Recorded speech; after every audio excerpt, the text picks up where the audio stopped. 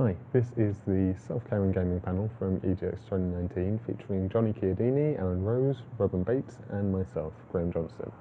We've got all of the audio except a tiny bit at the start where we introduce our wonderful live illustrator, B. Muir. And for the boring story, we lost a good chunk of the video footage, unfortunately. What we do have, though, is B. Muir's stunning live illustration. I've thrown that together with the video we do have so you can experience the panel from the comfort of your own home or on your commute or wherever you listen to this. Hope you enjoy. I guess let's just carry on. If we carry on that way and then come back, I guess. Okay. Hello, I'm Ellen Rose. I work over on Outside Extra. Hello. Hello, my name's Johnny Chiodini. I work for a website called Dicebreaker. And hello, I'm Robin Bates from a website called Coaching for Geeks. Hi. And I'm Graham Johnson. I'm an arts producer, and I just kind of care about people not working themselves to death. That's kind of my thing. Okay, thanks. It's nice that an air raid siren went off as you said that. Like it probably did. But gaming and self-care, I'm of the opinion that they're pretty linked. Like, when I'm having a bad time, I will probably go and sit down and play a game. Weirdly Bloodborne, because I find it really meditative. But, like, let's just start off nice and light and simple and start with what you guys like to play when you're down. Ellen, I know you had something to say about this. Yeah. Well, if I'm feeling annoyed, Assassin's Creed. So it can take out some targets. Also, Hitman works well for that. Yeah, I absolutely adore the Fable series, especially Fable 2. So yeah, that is a lovely, warm, safe space for me. Just perfect music, perfect, hello, West Country accents, all saying, hello, what are you doing? Hello there, Sparrow. You know, I love it. For me, it's Stardew Valley, I think. There's something about the ordered nature of Stardew Valley and the repetitive nature with no real fail state that is just very, very soothing. And I think what really makes it worthwhile and makes it work for me when I'm really depressed is that you're getting a lot of things done and you get a little jolt of satisfaction that you may not otherwise feel when you're feeling really down. So it's a good way of gathering momentum and slowly sort of feeling normal again. Although I will say my Stardew Valley character is a prick because I've been playing this game. I'm in like year 3 or something. There is still one townsperson I've just never met. And I've got no friends. I sometimes give them trash just to piss them off. I don't do any of the social stuff. It's just about me and my mayonnaise empire. But it makes me feel better. I've got a few that I go to. One, actually, I've got beef with you, Johnny, because Flower is one of my favourite games, and quite recently, you were a little bit mean about Flower being a not very good game. Sorry. Is it because you're rubbish with tilt controls? I mean, I don't like tilt controls, it's true, but I just needed a third example for comedic effect. And you picked my favourite game. Sorry. In the run-up to this panel, we'll roll dice about this later. But I have Nintendo, pretty much anything Nintendo. The Yoshi games, gentle, cuddly, safe, warm environment where you can't really lose unless you're really, really bad. How about you? Like I said, Bloodborne, just going in and not just killing things, but killing the same things again and again in the same way every time without having to think about it. Like, is this brilliant way for me to get rid of stress, but also just meditate.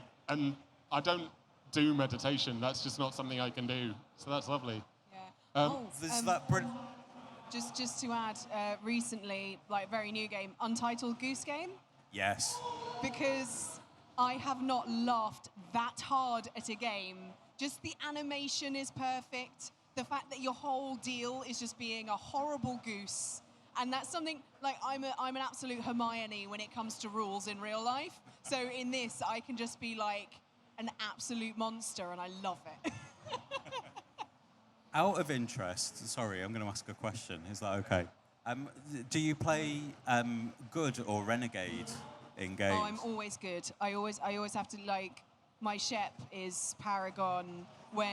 Although saying that, Fable 2 is the only game where I've actually gone back and played mean, because you're not like evil.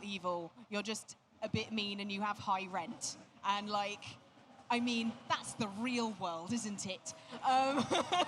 So yeah, and that was just really to see the visual transformations, to see like your character get the horns and everything like that.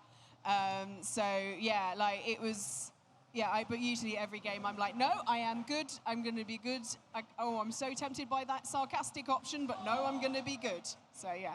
So it's worth being an arse for the horns. Yes. So, like, having established that, why do we keep going back to gaming? Like, we, as in the general we as people, why do we keep going back to gaming as something to look after ourselves? Johnny? I think a part of it, at least for me in my lived experience, is about escapism. You know, I think a lot of the time people, you know, you hear people talk about how they'll just sit down and watch the entire series on Netflix when they're not feeling up to peopling. I think there's something about gaming that is, I think it's the physical contact with a controller or a mouse and a keyboard that makes you feel like an active participant, and that you are doing something and you're doing something worthwhile, while also you can be drawn out of yourself. And the immediacy, I think, of what's troubling you is lessened in that regard. And I think that's the fact that is something that you can just tap into, whether you're at home in your living room or at a desk or on the bus on your phone, or pretty much anywhere, thanks to the advent of like handhelds. That's really, really powerful. You know, if you can be floating in the bath, but also bothering people in a village because you're a horrible goose, that's just really, like, useful, I think. Yeah, I think it's that it is that interaction that like makes you feel like you're actually doing something. And then on top of that, you've got achievements. You've got all like a list of in Untitled Goose Game, you have a list of goals that get ticked off, and you're like, yes, strike through that one. So yeah, I think it is that feeling like that you've actually done something, and it's that interactivity, and you feel like you're using your brain, because everyone's done those days where they're like, I'm just going to watch this entire series on Netflix and not do anything, and you kind of sometimes at the end of the day, like, I'm glad I did that, and then sometimes you're like, oh no, I've been here for like 8 hours and I've not moved. This is bad. And now I am one of those people that like has to be doing something with my hands while I'm watching stuff. And with a game, you're already doing that because there's a controller. But yeah, I think it's that that interactivity, the fact that you're not just sitting there and being a lump. Really, like for me, there's something about existing in a world with clear structure and rules of cause and effect. If you do a thing, you probably know what's going to happen as a result of doing that thing.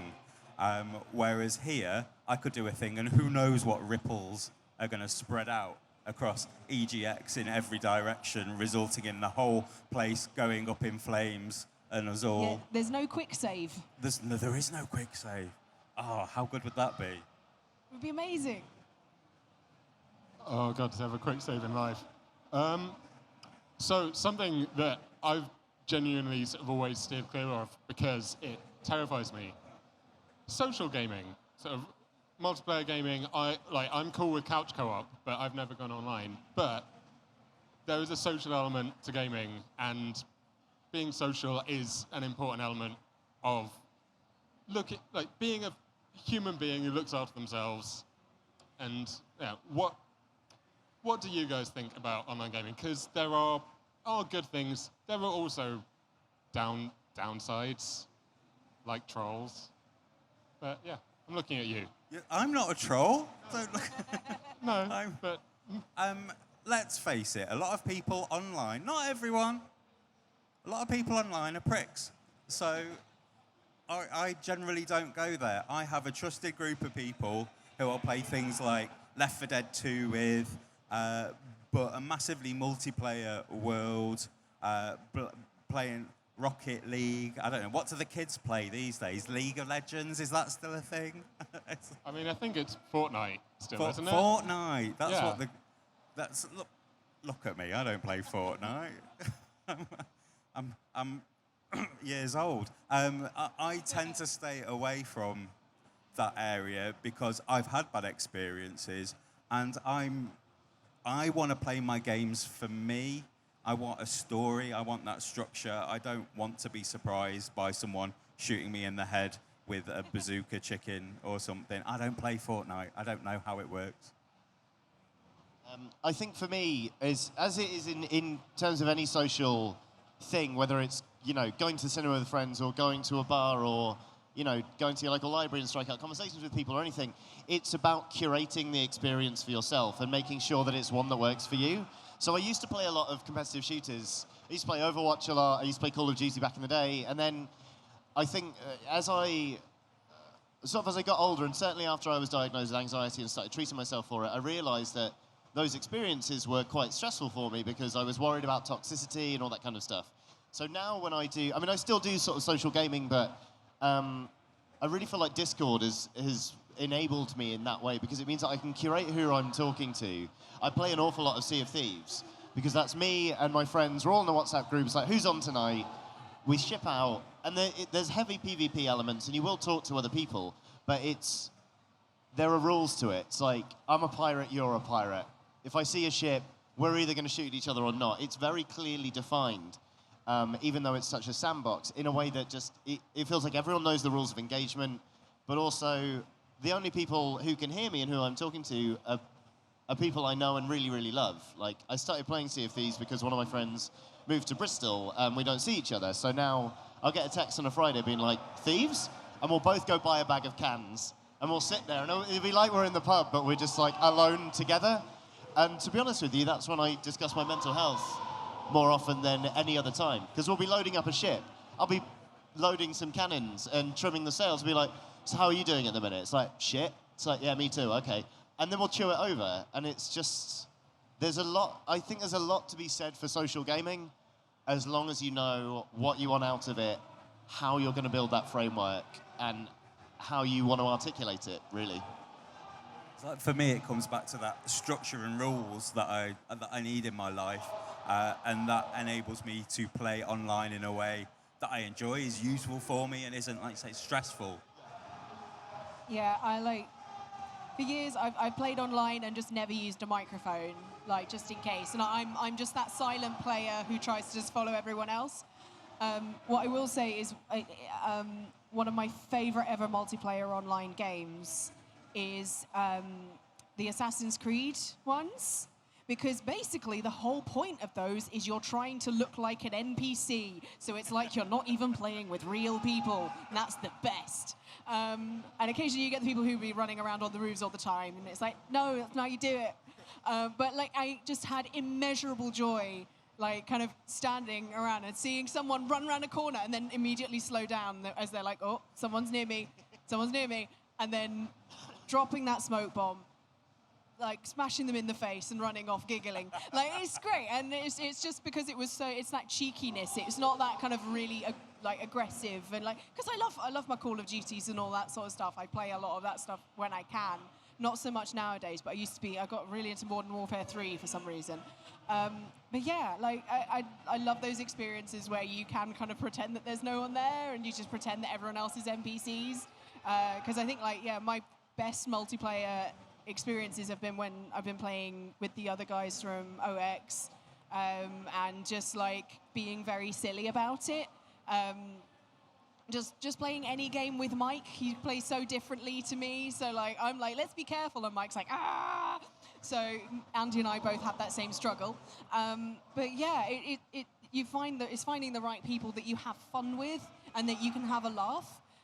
Because sometimes it's not always easy to do that, and it's all about, as Johnny said, curating that experience, and sometimes that does mean curating people. And I think Discord is a brilliant way of finding like that. So yeah. I'm really sorry, I'm trying very hard not to cry at this digital pirate. It's lovely. I guess it is amazing. I am so in love. I had a pirate wedding. It's making me happy inside. So, social gaming also in the real world that, for me, my real world social gaming is going around to my friends and playing D&D every other week. Someone here has just started a tabletop YouTube and might have something to say about that. Yeah, I mean, tabletop role-playing games in particular changed my life. They came along at a time when I'd just been diagnosed with depression and anxiety. I'd just come out of a really bad relationship, and I was feeling awful. And one of my friends was like, do you want to come and try this? We've got a space open. Come play Deadlands with us. And I didn't want to do it because I was like, that sounds terrifying. That's like, I would have to perform, and I would be playing with people who were professional actors and theatre producers. And then I tried it, and it was incredible because it meant that I could step out of my own shoes and be somebody else for a while into a world where the only limits on it were my imagination and the rules. But it was intoxicating. It was like, I want to do this again, because we were all... The best thing about a good pen and paper role-playing group is the fact that it's collaborative storytelling, and you're all working together. Even if your characters disagree or you're actively working against one another's goals, you're still around the table working together to tell a story in a way that everyone enjoys and everyone feels comfortable with. And it's about queuing up other people to have a nice moment. And I just think that's magical, and they're loving it, so, you know. Yeah, I play Dead of Winter a lot with a group of friends, and like getting through that experience, we did one where we had to go out and we had to kill as many zombies as possible because we had to get samples to find a cure, and it was like one of the hardest games we'd ever played. And then when we finished it, like well ahead of time, we were like, yes, it was such a high. And just being in that group of lovely, lovely people all like really enjoying yourselves, it's good. And it's important as well. And like also playing D&D, having someone as lovely as Johnny as a DM who's very forgiving and very like, because we're all noobs still. But like, yeah, it's finding that group of people who that you can like either bend the rules a little bit. I'm not keen on the DMs who are like, nope, this is how it goes. But like, always allow a bit of flexibility, because I think fun and ridiculous adventure should take precedence over like, no, this is it, your character's dead, gone, bye. So, yeah, like finding that group of people who, hey, is this how you want to play it? Cool. That's the difficult thing, and that's why Discord and forums are good. Oh, they like that as well. I'm very much a rule of cool GM. I play Pathfinder. My campaign's been going for about 6 years now. Yeah, right. We don't get to meet up that often. But I've essentially built a business up out of mapping across gaining XP and having skills and using that in your real life. That's what we're all about. But yeah, no, rule of cool. If you're playing D&D, let your players do stupid shit and see what happens. I made friends with an owlbear. No, we didn't get a boss fight. It was great. He had to be an owlbear. I thought I did it quite well. It was quite cute. Yeah, it was adorable. Can we hear your owlbear so voice? Sweet. It was kind of just a lot like, and a lot of nuzzling. Yeah, I got a lot of nuzzles from an owlbear, so I was like, yes. I mean, that just seems like a victory all round. Robin, you just mentioned sort of mapping across those systems into things like looking after yourselves. There's a lot of sort of habit-forming apps and games out there. I mean, I used to use one that I can't remember the name of now, which Habitica. Yeah. What do you guys think of sort of gamifying your self-care and your life in that way? Anyone? I like walking and hatching eggs in Pokemon Go. Like, I'm very bad now at like getting my Pokemon app up and like doing things, but I've still got like I've not got a Gyarados yet, so I've got my Magikarp going. So I was like, right, I'm just gonna do that. And I went and did 20,000 steps the other day, and I was like, yes, I'm gonna get so many eggs. But yeah, I like things like that where it's just kind of like, hey, if you go outside, that's good, and just those like good incentives to help you be active and just like Also, like, there was that lovely thing around Pokemon Go where you had people who lived in the same area who all like Pokemon, who would go to a raid or all go and try and find this one Pokestop, and someone put a lure down and then everyone would go. And, like, you've got all those, like, social things. Like, where I was at home, I was like, I'm going to go and get this thing, put one of my Pokemon in this gym, and they'll sit there for a little bit. And then there was a guy there who was also about to start a raid. So I was like, hello, nice to meet you. And, like, just meeting random people. And, like, obviously you've still got to be safe and everything. But it's just really nice and wholesome. I like that. Those are the good habit-forming things, definitely. I live not far from here, and it's a little bit of a ropey area of East London. And for a few weeks of that summer, when Pokemon Go came out, you could just go up to anyone and go, there's a Jigglypuff down there, go for it. And these people who would normally be terrifying, where everyone was just, the community really came together. And we need more of that, please. Yeah, definitely. I use, what's the app I use? Hang on. There's an app I use called Dailyo, which checks in with you and it's like, how you feeling, buddy? And it's just a really good way of tracking my mood, because while I generally feel like I've got quite a good handle on my mental health, sometimes I will look back on that and be like, oh, I've been in a slump for 3 weeks, look at that. And I realise that something's sort of amiss. So I find that useful. There are other ones where you can set yourself tasks, like Epic Win, where you can assign XP to things and set yourself quests. I think those are useful, but again, it's about working out whether or not they work for you. So, like, I had a 200-day streak, I think, in Dailyo, and I've actually not touched it for a while because suddenly it wasn't helping anymore. It was making me more anxious. So I think finding an app that's really heavily customizable is really important, because you can make it work for you in the ways that you need and want it to, but also knowing when to step away from that is quite good. And I really think it's important to look at the messaging around apps like that, because self-care, obviously, we wouldn't be here if we didn't agree it was important, but I feel like self-care is very much being co-opted as a term by a lot of different entities that are trying to make it into a product, effectively, Treat yourself. Exactly, which is classist as shit, because it's like, self-care is about an Instagrammable brunch and then a walk in the woods and look, you've bought a new book. And it's like, well, if you don't have that disposable income, then people are going to be convinced that they can't practice self-care. But sometimes self-care is not going to a thing because you'll probably have a panic attack. Sometimes it is just having to be a little bit hard on yourself and be like, no, I am going to shower today. Like, it's about finding what works for you, and that extends to the ways in which you take on someone else's product as a method of governing your own self-care and your own mental health. It's like, basically, there are good ones out there, but you need to be careful. So if you hadn't linked that to the commodifying thing, I would have done that. So yeah. I guess in terms of things I know people want to talk about, Robin, I know you want to talk about not playing games that mess you up. All right, so there's one game in particular. There are a number of games that cause me to enter a not very productive state of mind.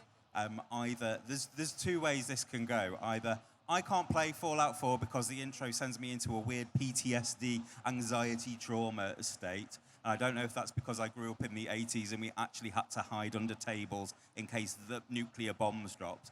That was fun at school when you're this big. And also, maybe it was just the West Midlands. Also, idle games, idle Skinner boxes in your hand that just eat up your time and say, hey, press this button, a thing will happen. Hey, press this button, a thing will happen. You've got a new thing that will make the thing happen a bit faster. Press it again, press it again, press it again, press it again. You get that dopamine hit over and over and over again until my brain has nothing left to give you, game, and now you want money from me in order to get that hit again. I find them very addictive, and if you ever see me playing one, just smash my phone out of my hands, please. Yeah, I like a few months ago, I uninstalled any kind of match 3 game that I had. 2 Dots did it to me. That was the one where I was like, yeah, I've been playing this too much. because like sometimes these games can like arbitrarily change the difficulty because they want you to cough up some coinage, and like I just felt like, no, I'm not enjoying this. I didn't feel happy when I finished a level. I didn't feel like I'd achieved something. I felt relieved because I'd finally beaten the system and got through it and didn't have to spend the money. And then I was like, this isn't fun. So like at the moment, like the only real mobile game I play right now is Solitaire. It's like just a card game, because I'm like, it's a card game. But even still, it has like this weird leveling system where you don't get anything out of it. It's just like, you've leveled up. And I'm like, I don't care. Woo. Solitaire is random. It doesn't matter. And I think because I already have a grasp of the game with physical cards, I know that it's completely rubbish and I don't have to worry about it. I just play the game. But yeah, I think it's really important to, like, if you're thinking of getting like mobile games, to go for those sort of games where it's just like, it's just an indie game that you can also play on PC, but they've made it portable, and just do that. Like, actually, like the Apple Arcade games, we went and played loads of them, and they're really good. And because you've already paid up front, there's not all these, hey, do you want to buy the extra to make this go, to make you open this box 10 minutes earlier than you need to, and things like that. But yeah, I'm really like, there's a lot of like areas of mobile gaming that are like wonderful, and then there's this shady bit that I'm just like, nah, you're trying to like get money out of us, and it's not great. For me, it's the hype cycle. It's buying a game because everyone's talking about it, and it is the thing that is in the discourse at the minute when I'm not ready to play it. Like, but convincing myself I am. I bought Mario Maker 2, and I was like, yes, here we go, Mario Maker 2. And then I played it for 2 days and was like, oh, I forgot I'm not a level designer, and this is just making me feel horrible because I'm making these levels that make no sense. And then I was playing other people's levels and just forcing myself to do it. It was like, why am I doing this? Why am I not engaging with this hobby that I love in a way that I want to and that benefits me? Surprise, surprise, it's because Twitter's awful. But yeah, that's it for me anyway. I like that. Yeah, I also have the additional thing of, I'm constantly stressed out that I'm not playing games because I need to be on top of playing all the games so that I know what everyone's talking about. It's like that thing like, oh, you haven't watched this show yet? Why haven't you watched this show? And then I get a lot of anxiety that I can't talk to people about the show or the game, or, you know, it's just like, oh my goodness, and then it ends up like that you don't even get around to starting the game, and yeah, it just isn't gets it weird though, how when people find out you've not seen or played something, their reaction is always, how can you not have done that? Yeah. Not, I am so excited for you. Yeah, it's seen as a deficiency not to have already consumed that thing. Yeah, that is horrible. I get really excited if someone's not played a game that I love, because I'm like, oh my goodness, I am so envious of you because you're going to get to experience it for the first time. So yeah, like that's my one tip for everyone out there. If you want to recommend a game to someone, don't be like, oh my God, I can't believe you've not played it yet. Just be like, you'll thank me later. Like, enjoy this. Because otherwise it just feels like a job. And like, gaming for me is already a job. So like, you know, and it can take the shine off of it sometimes because you think, oh, I've got to get to this bit, blah, blah, blah, blah. So don't do that to people who don't have to. Basically. They're the lucky ones. Imagine being able to experience Skyrim for the first time ever again. And just being like, shit, a dragon! Like, that's powerful. Like, big up those people. Yeah. I've become quite a frugal gamer in my old age. Starting a business is quite an expensive occupation. And so I rarely play games when they come out now. And I've got used to being the guy who hasn't played all of the games that everyone else has. So people like you going, oh yeah, go and fuck a dragon up. That's amazing to me. Come and tell me things to play that are cheap now, and I will play them. I have played Skyrim. Next question. Staying on the sort of the downside, like we want to keep an emotional arc and then come back up at the end. Yeah,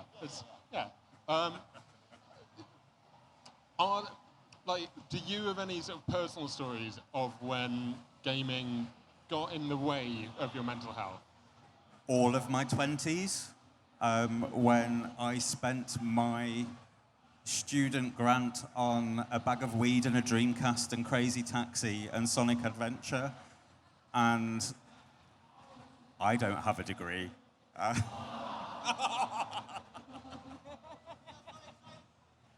So yeah, the gaming very much got in the way. It was a whole lifestyle of not practicing self-care. I thought that sitting, eating biscuits, I have type 1 diabetes, by the way, no biscuits, smoking weed and playing video games was what I needed, because that made me calm and centered and okay and not dealing with everything out there. But self-care is not necessarily doing what's comfortable. It's doing things that push you outside of your comfort zone and enable personal growth and stop you from reaching 26 when you're still living at your mum's without a degree. For me, it was The Witcher 3. A game I started and I loved, and I ended up falling in love with it. I was playing loads and loads and loads of it. And I remember being at work and saying that I'd finished it. I was working at Eurogamer at the time, and the editor, Ollie Welsh, was like, "You're the first person in the office to have finished this game. How have you found the time?" And it was like suddenly, like something twigged. It was like I looked down at myself and I was covered in food stains or something. Like, not literally, but it was just like I realised I'd been in a hole and just been playing this game non-stop for several weeks, like easily, like 9-10 hours a day, every day, and I was having fun while I was doing it, but I realised that it had gone beyond escapism and into straight-up avoidance, and that is the line that since then I've really tried to keep track of. It's like, am I playing this because it's like, well, am I playing this because I want to get away from my problems or pretend they don't exist in the first place? And like, yeah, that's that. Like, Yeah, for me, I knew it would be too easy. Like, there are a lot of holes that I know that I could easily like fall into. So, like, I never signed up for World of Warcraft because I was like, I would just spend years in that. And the fact that also it's subscription, I know that in my head, but I'm like, if I play more, it's more value for money. It's that additional thing of it being a subscription thing. So for me, I was like, best not. I just spent a lot of time in RuneScape when I was a kid. But when I went to uni, I was like, I can't take my Xbox 360 with me because I will just want to play that all the time. Like, I remember I spent so many hours in GTA San Andreas on my little laptop, and then when my laptop died, I was like, actually, that's sort of a blessing because now I don't have that as a distraction, and I can just actually get a new laptop, not install GTA San Andreas on it, and get my coursework finished in better time. And then the other thing was, it was like just like those little puzzle games on my phone, because you end up like being like, yeah, and then you're just in like public, you miss a train stop. That's when I'm like, oh no, I shouldn't be playing this. This is bad. I just realized that I wasn't having fun with it. I just felt like I was fighting it rather than like playing the game, winning a puzzle. I felt like when I was playing a very unbalanced game, I wasn't enjoying it, I have to be really careful. The good thing about like if you live with people and you don't want to fall into that, like, oh, I've been playing this for ages, just go to them and be like, hey, like, tell me when we need to go outside and go for a walk, and like have things in place that like appointments that you can't miss that to stop you and get you outside. Is that really helped me to kind of combat that. Johnny's comment reminded me of my friend who wouldn't stop playing The Witcher 3 until they got every Gwent card. My Geralt did not play Gwent. So I saw the tutorial, it was like, do you want to play Gwent? No. Because I didn't feel like it was a good use of my time at the very start of the game. So then I was like, well, my Geralt just doesn't play Gwent. So there was one time there was an NPC I quite liked, and I could either beat somebody at Gwent to get a card, or I could kill them. And I was like, I'm sorry, buddy, but I ain't doing that tutorial now. Guess you're going to have to die. Yeah, my Tidus never played Blitzball, unless he had to. I think it's probably time for some final self-care tips, and then hopefully a couple of audience questions. I think just starting with Ellen, we've talked about some ideas of self-care, like what self-care isn't, i.e. Instagrammable nonsense that you're spending too much on. what is self-care for you? For me, it's having a nice cup of tea. A good peppermint tea is nice. And yeah, it's just like spending time with good people who make you laugh. I grew up being obsessed with comedy, and yeah, comedy for me is my self-care. Like, I have to be able to laugh at things and finding things funny. So like, that's why I've just been like, Goose Game is great, it's really funny.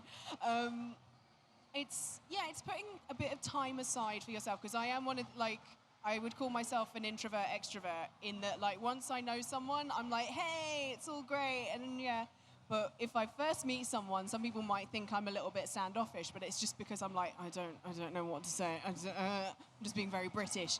But yeah, it's like finding those people that you can have a laugh with, and like finding that time I do need to recharge.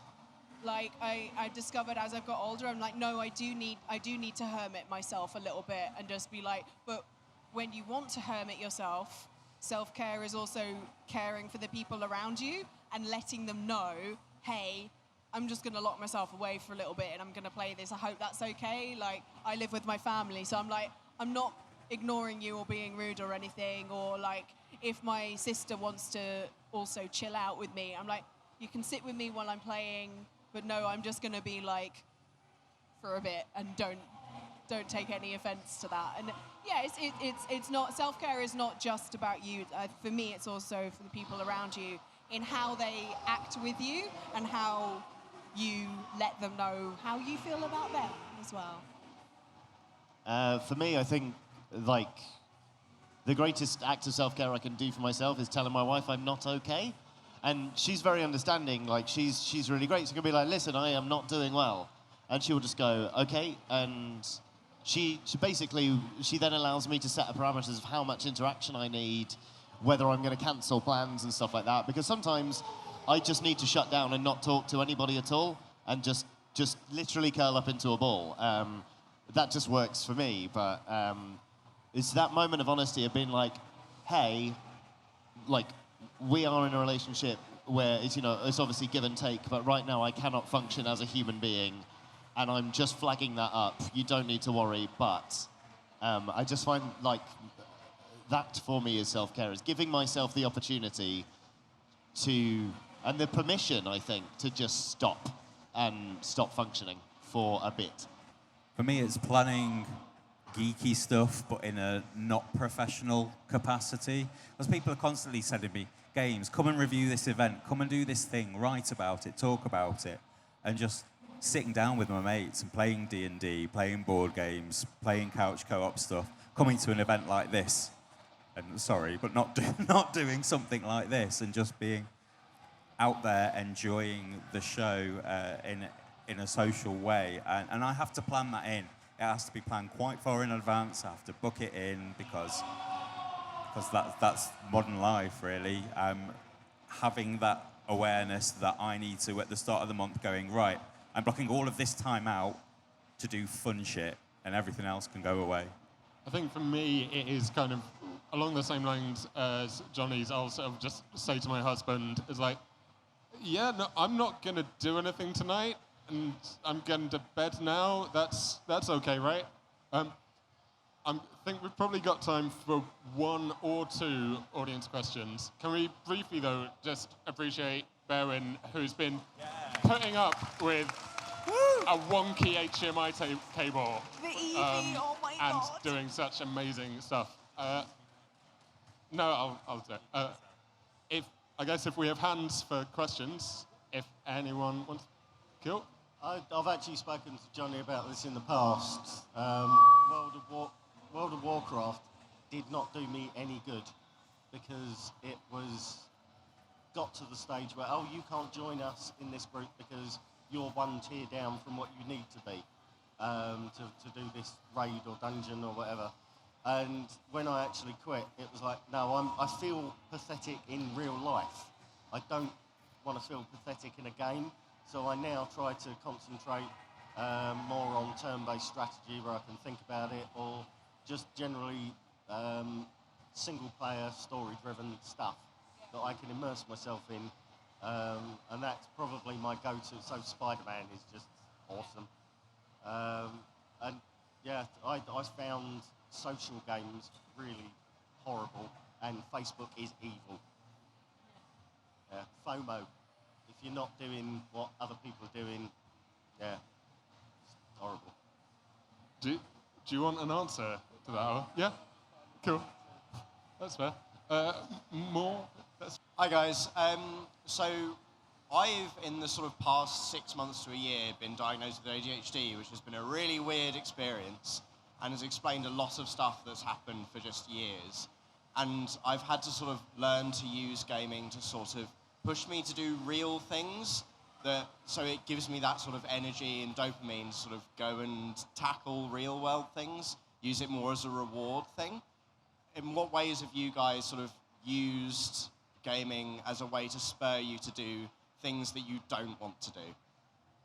I use it as a reward. I have to be very disciplined with myself. If you do this thing, then you can have a couple of hours of gaming. If you don't do the thing, then you don't get the gaming. It's as simple as that. It's developing that discipline with yourself and not allowing yourself to slack off unless you really need to because you're having a shitty day. Yeah, I think that's the best way. Is like, okay, it's that, yeah, like after 2 hours of revision, you get a sweet. So like, but like the sweet is video games. Yeah, because it's just, yeah, it's so easy to get sucked into video games and like try and have that as the end of the day thing, and then cut off point so that you do go to bed and don't stay up till 3 o'clock in the morning, which I sometimes do, and it's bad. So yeah, it's having that self-control, which is difficult. It is difficult for anyone. So yeah. But Again, not to hark on about Sea of Thieves more, but for me, it goes back to what you said about making appointments that you can't miss. Yeah. I will be like, well, I'm going to start playing Sea of Thieves with my friends at 8, so I need to get all this done beforehand. I can't do it afterwards because I'm going to be pissed, and that's just like that. Just works for me. It's giving myself a hard deadline, which is a fun deadline. Like, Yeah. So on a practical thing of Ellen's got a meet and greet in 5 minutes, we should probably call it there. Obviously, Dicebreaker and Outside Extra have plenty of things visible on the schedule this weekend. Robin, would you like to plug anything you're doing? Yes, at 4 p.m, sorry, we're clashing with you. On the cosplay stage, we are playing video games in real life, where we have created some very scrappy, very chaotic games. We don't really know what's going to happen. People could get hurt. Please come along and watch famous streamers and cosplayers play stupid games for your entertainment and win the golden joypad. please don't come to my thing at 4. Love you, Johnny. I guess on that, just thank you to all of you. This has been wonderful. I think everyone has found it useful, hopefully. Yeah, there's nodding heads. And again, a special thank you to Beamure for absolutely gorgeous. It's wonderful. work. Can we have a round of applause for Graham, who organised this panel as well?